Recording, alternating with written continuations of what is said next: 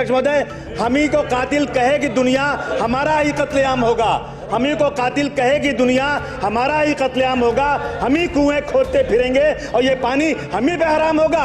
अध्यक्ष महोदय, अगर यही ज़हनियत रही तो मुझे इस बात का डर है कि इस सदी में न कोई अब्दुल हमीद होगा, न कोई अब्दुल कलाम होगा।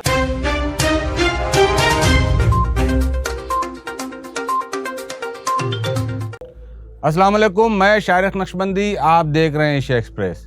हम ही को कातिल कहेंगी दुनिया, हमारा ही कत्लेआम होगा। हम ही को कातिल कहेगी दुनिया, हमारा ही कत्लेआम होगा। हम ही कुएं खोदते फिरेंगे और ये पानी हम ही पे हराम होगा।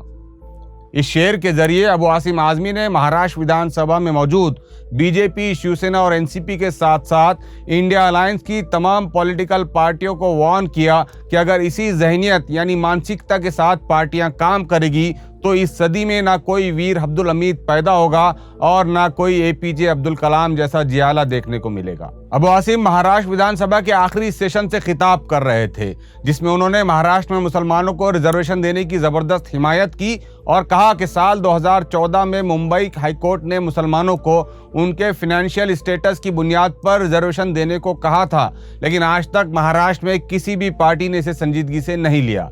इतना ही नहीं, अबू आसिम आज़मी ने बीजेपी पर क्रिटिसाइज करते हुए कहा कि सेंट्रल में आज बिहार के नीतीश कुमार और आंध्र प्रदेश के चंद्रबाबू नायडू बीजेपी के साथ सत्ता में मौजूद है।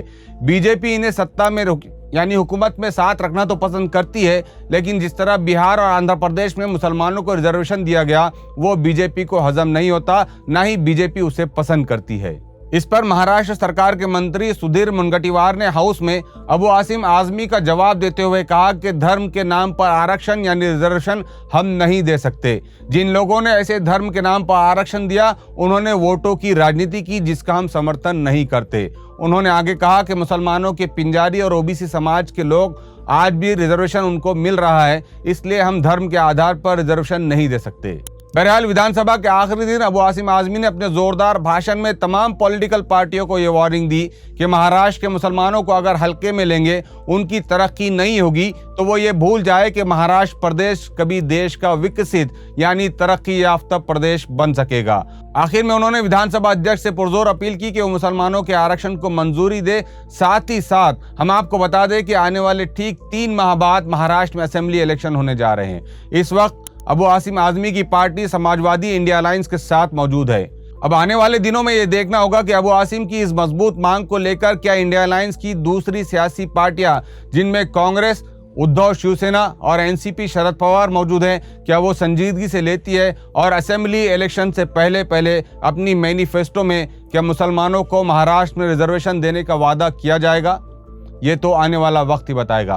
तो ये था एशिया एक्सप्रेस का एक शॉर्ट अपडेट। एक नए अपडेट के साथ इंशाल्लाह फिर मुलाकात होगी। आपसे दरख्वास्त है कि हमारे चैनल को सब्सक्राइब करें, शेयर करें और अपना कमेंट ज़रूर लिखें। शुक्रिया।